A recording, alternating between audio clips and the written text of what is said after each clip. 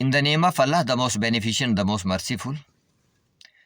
नाज़रीन, पिछली वीडियो में हमने देखा था कि किस तरह से हज़रत बीबी हाजरा और हज़रत इस्माईल अलैहिस्सलाम और हज़रत इब्राहीम अलैहिस्सलाम का वो पहला घराना जो अल्लाह ताला के मुक़द्दस घर के नज़दीक आबाद हुआ, वो बुनियाद बना एक ऐसी बस्ती की जिस बस्ती को उम्मुल कुरा का नाम दिया गया, और फिर उस बस्ती के रहने वाले हर फर्द को उम्मी और उनको कलेक्टिवली यानी औलाद इस्माईल को जो अल्लाह ताला के मोहतरम घर के नज़दीक आबाद थी उम्मीजीन कहा जाने लगा। अब ये इब्तदा हुई उस घराने की जब हज़रत इस्माईल अलैहिस्सलाम का घर वहाँ पे आबाद हुआ।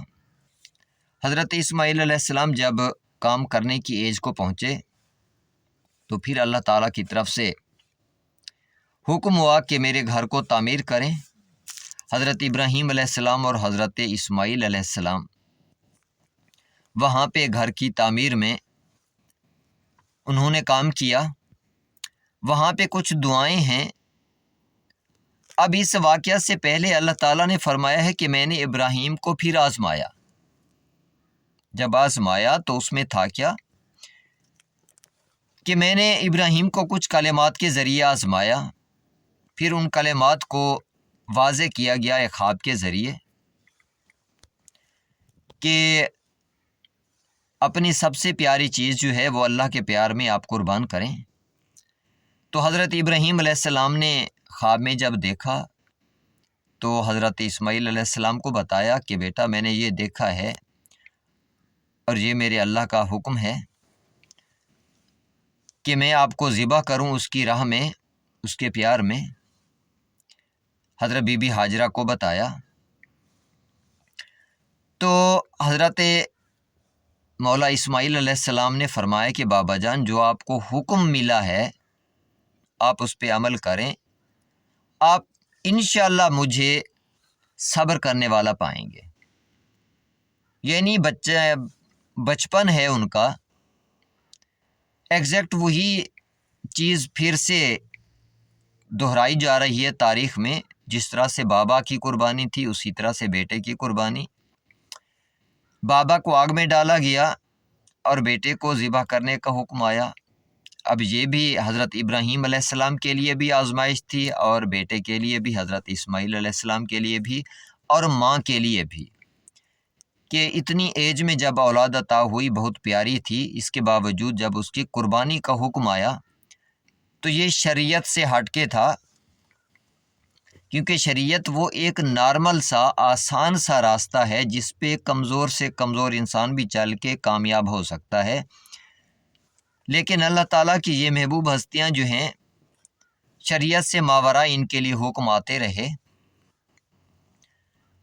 तो जब रज़ामंदी ज़ाहिर की मौला हज़रत इस्माईल अलैहिस्सलाम ने, तो वहाँ से चले, माँ से मिले।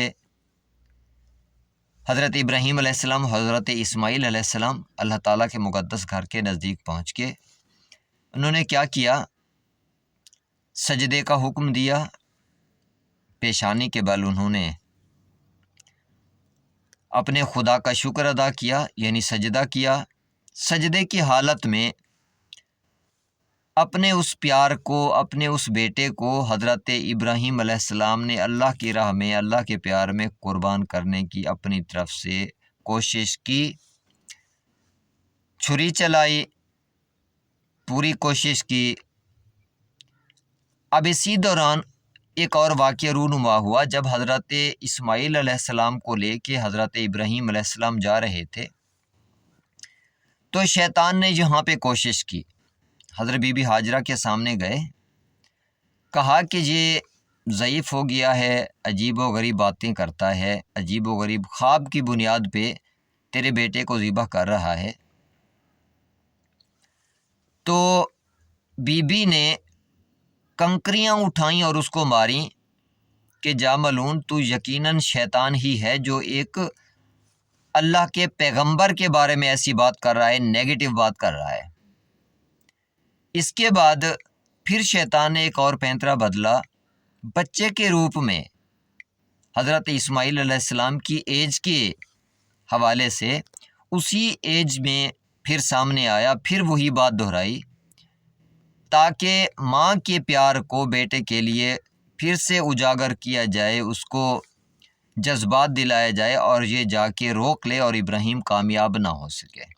یعنی اہل بیت کو یہاں سے بھی اس نے ورغلانے کی کوشش کی، لیکن بی بی پھر سمجھ گئیں اور پھر کنکریاں اٹھائیں اور جا کے اس کو ماریں کہ جا شیطان مردود، تو ہمیں اپنے خدا کی راہ سے روکتا ہے، اپنے خدا کے حکم مکمل کرنے سے روکتا ہے۔ تو اس بی بی کا یہ کام بھی اللہ تعالیٰ نے ہمیشہ کے لیے امر کر دیا، اور آج جو رمی جمرات ہم کرتے ہیں اسی بنیاد پہ کرتے ہیں کہ شیطان کو جو کنکریاں ماری جاتی ہیں یہ بی بی کی سنت ہے۔ اس کے بعد یہاں پہ بھی عجیب و غریب کچھ باتیں کی جاتی ہیں، بہرحال ان سے ایوائڈ کرنا چاہیے، اہل بیت پہ کسی قسم کی نیگیٹو بات نہیں کرنی چاہیے۔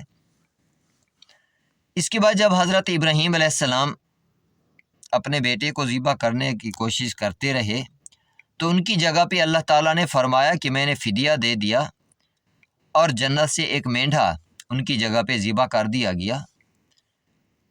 جب حضرت ابراہیم علیہ السلام نے دیکھا تو بیٹے کی جگہ پہ ایک مینڈھا ذبح ہوا پڑا ہے، تو آنکھوں میں آنسو آ گئے کہ اے میرے پالنے والے، کیا میری یہ پیار کی قربانی قبول نہیں ہے؟ تو آواز قدرت آئی، نہیں اے ابراہیم، تو نے اپنا خواب سچا کر دکھایا، تو نے کلمات مکمل کر لیے اپنے، تو کامیاب ہوا۔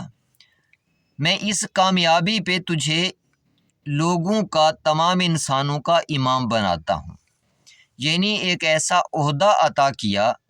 یہ بہت ہی کریٹیکل پوائنٹ تھا، یہاں پہ انسان کی تاریخ میں بہت کریٹیکل مرحلہ تھا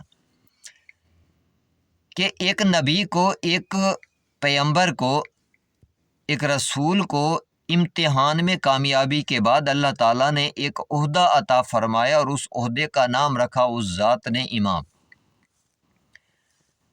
اب کیونکہ نبی جو ہے وہ عادل ہوتا ہے، نبی کو پتہ تھا کہ میرا بیٹا جو ہے وہ میرے اس کامیابی میں برابر کا شریک ہے، تو اللہ تعالیٰ سے دعا مانگی کہ اے میرے پالنے والے، اور میری ذریت میں سوال کیا کہ میں تو کامیاب ہوا تو میری کامیابی میں میری اولاد بھی برابر کی شریک ہے، تو یہ عہدہ امامت میری اولاد کے لیے۔ تو اللہ تعالیٰ نے وہیں پہ وعدہ کیا کہ ابراہیم، میرا وعدہ ہے کہ تیری ذریت میں امام رکھوں گا۔ انتہائی خوبصورت انداز میں اس ذات نے جواب دیا کہ وما ینال عہد الظالمین، میرا عہد ہے کہ تیری ذریت میں امام رکھوں گا، لیکن ظالموں کو میرا وعدہ نہیں پہنچے گا، کیونکہ بات کی وہاں پہ ذریت کی، آل کی بات نہیں ہے۔ تو ذریت میں سے جو ظالم ہوں گے ان کو یہ عہدہ نہیں ملے گا، یعنی جو ان بالکل معصوم ہوگا اس کو یہ عہدہ میں عطا کروں گا، معصومین میں سے یہ عہدہ عطا ہوگا، ظالموں کو نہیں ہوگا۔ اب ظالم کہتے کس کو ہیں؟ اللہ تعالیٰ نے قرآن کریم میں ہمیں بتایا ہے کہ ہم نے آدم سے کہا کہ اے آدم، اس درخت کے قریب مت جانا، اگر تو نے ایسا کیا تو آپ ظالمین میں سے ہو جائیں گے۔ اس کا مطلب ہے جو چھوٹی سی خطا بھی ہے اگر انسان سے سرزد ہو جائے تو وہ کیا ہے؟ ظلم ہے۔ یعنی انسان اگر چھوٹا سا گناہ بھی کر لے، چھوٹی سی خطا اس سے ہو جائے، چھوٹی سی بھول بھی ہو جائے، تو وہ کیا کرتا ہے؟ اپنے آپ پہ گویا اس نے ظلم کیا اور وہ ظالم ہے۔ تو اللہ تعالیٰ نے یہ فرمایا ہے کہ جو ظالمین ہیں آپ کی ذریت میں سے ہوں گے، ان کو یہ امامت کا عہدہ نہیں ملے گا، جو 100% معصوم ہوں گے ان میں سے میں یہ عہدہ کچھ کو عطا کروں گا۔ تو یہاں پہ یہ کلیئر ہو گیا اس آیت کے ذریعے کہ جو امام ہوگا وہ معصوم ہوگا، ساری زندگی اس سے کبھی ترک اولا تک نہیں ہوگا۔ تو یہاں پہ ایک عہدہ سامنے آیا، عہدہ امامت۔ پہلے امام حضرت امام ابراہیم علیہ السلام، ان کو یہ عہدہ ملا امتحان میں کامیابی کے بعد، پھر باقی عہدے ملے حضرت اسماعیل علیہ السلام کی کامیابی اور ساتھ ہی حضرت ابراہیم علیہ السلام کی دعا کے نتیجے میں۔ تو اس عہدے کو سمجھنے کی ضرورت ہے کہ یہ عہدہ اتنا امپارٹنٹ کیوں ہے، جس پہ ہم نیکسٹ ویڈیو میں روشنی ڈالیں گے۔ تب تک کے لیے اجازت، ہو سکے تو ویڈیو کو لائک ضرور کیا کریں، چینل کو سبسکرائب کر لیں اور بیل آئیکن کو بھی پریس کر لیں تاکہ آنے والی ویڈیوز آپ تک پہنچتی رہیں اور یہ سیریز آپ مکمل طور پہ دیکھ سکیں۔ اللہ کی امان میں رہیں۔ اللہ حافظ۔